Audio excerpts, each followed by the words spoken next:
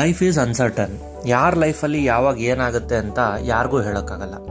ಅಕಸ್ಮಾತ್ ನಮಗೇನಾದರೂ ಆದರೆ ನಮ್ಮನ್ನೇ ನಂಬ್ಕೊಂಡಿರೋ ನಮ್ಮ ಫ್ಯಾಮಿಲಿ ಗತಿ ಏನು? ಸೊ ಅಂಥ ಸಿಚುವೇಶನಲ್ಲಿ ನಮ್ಮ ಫ್ಯಾಮಿಲಿಗೆ ಫೈನಾನ್ಷಿಯಲಿ ಏನೂ ತೊಂದರೆ ಆಗಬಾರ್ದು ಅಂದರೆ ನಾವು ಒಂದು ಟರ್ಮ್ ಇನ್ಶೂರೆನ್ಸ್ ಪರ್ಚೇಸ್ ಮಾಡಿರಬೇಕು.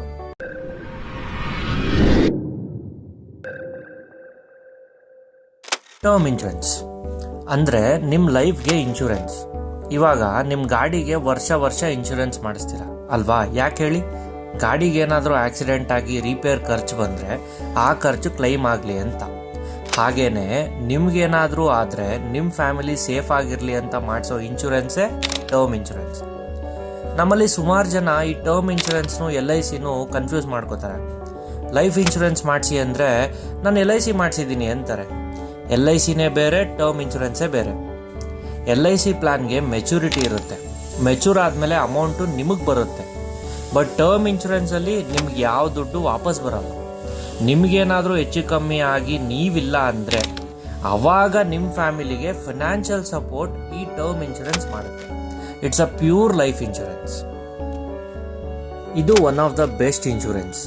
ಯಾಕೆ ಅಂದರೆ ಬರೀ 600 ರೂಪಾಯಿಗೆ ನಿಮಗೆ 1 ಕೋಟಿವರೆಗೂ ಕವರೇಜ್ ಸಿಗುತ್ತೆ.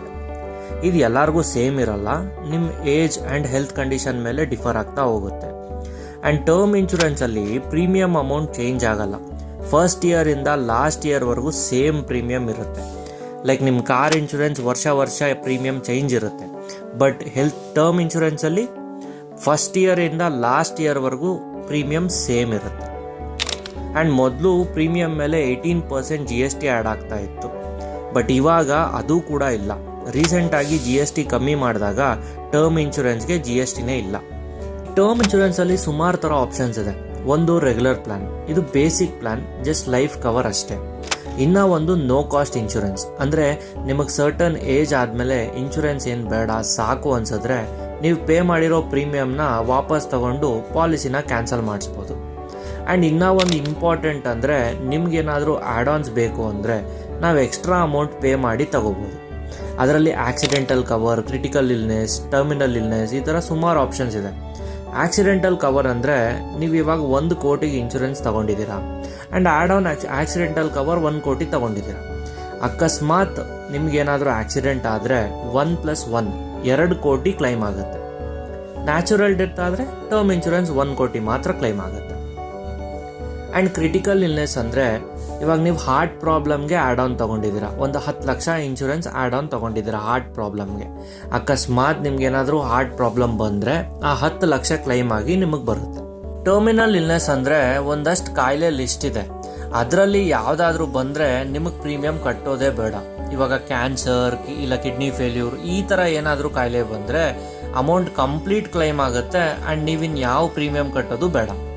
ಆ್ಯಂಡ್ ಇವಾಗ ನಾವು ಎಷ್ಟು ಅಮೌಂಟ್ಗೆ ಇನ್ಶೂರೆನ್ಸ್ ತಗೋಬೇಕು ಅಂದರೆ ನಿಮ್ಮ ಇಯರ್ಲಿ ಇನ್ಕಮ್ ಎಷ್ಟಿರುತ್ತೋ ಅದ್ರ 10 to 15 times. That means for example ಈಗ ನೀವು 10 ಲಕ್ಷ ದುಡಿತಾ ಇದ್ದೀರಾ ಅಂದರೆ 1 ರಿಂದ 1.5 ಕೋಟಿವರೆಗೂ ಇನ್ಶೂರೆನ್ಸ್ ತೊಗೊಂಡ್ರೆ ಬೇಜಾನಾಯಿತು. ಇಲ್ಲಿವರೆಗೂ ಬರೀ ನೆಗೆಟಿವ್ ಬಗ್ಗೆನೇ ಮಾತಾಡಿದ್ವಿ. ಡೆತ್ತು, ಆಕ್ಸಿಡೆಂಟ್ ಈ ಥರ ಯಾರಿಗೂ ಏನೂ ಆಗೋದು ಬೇಡ. ಬಟ್ ಅಕಸ್ಮಾತ್ ಏನಾದರೂ ಆದರೆ ನಮ್ಮ ಫ್ಯಾಮಿಲಿ ಅದರಿಂದ ಸಫರ್ ಆಗೋದು ಬೇಡ. ಸೊ ಒಂದು ಇನ್ಶೂರೆನ್ಸ್ ತೊಗೊಂಡು ಇಟ್ಕೊಂಡಿರೋಣ. ನಿಮಗೇನಾದರೂ ಟರ್ಮ್ ಇನ್ಶೂರೆನ್ಸ್ ತಗೊಳ್ಳೋಕ್ಕೆ ಹೆಲ್ಪ್ ಬೇಕು ಅಂದರೆ ಈ ನಂಬರ್ಗೆ ವಾಟ್ಸಪ್ ಮಾಡಿ ಇಲ್ಲ ಕಾಲ್ ಮಾಡಿ. ನಮ್ಮ ಟೀಮ್ ನಿಮಗೆ ಇನ್ಶೂರೆನ್ಸ್ ಬಗ್ಗೆ ಇನ್ ಡೀಟೇಲ್ ಎಕ್ಸ್ಪ್ಲೇನ್ ಮಾಡಿ ಆ್ಯಂಡ್ ಇನ್ಶೂರೆನ್ಸ್ ತಗೊಳ್ಳೋಕ್ಕೆ ಹೆಲ್ಪ್ ಮಾಡ್ತಾರೆ. Thanks for watching. ಮತ್ತೆ ಸಿಗೋಣ.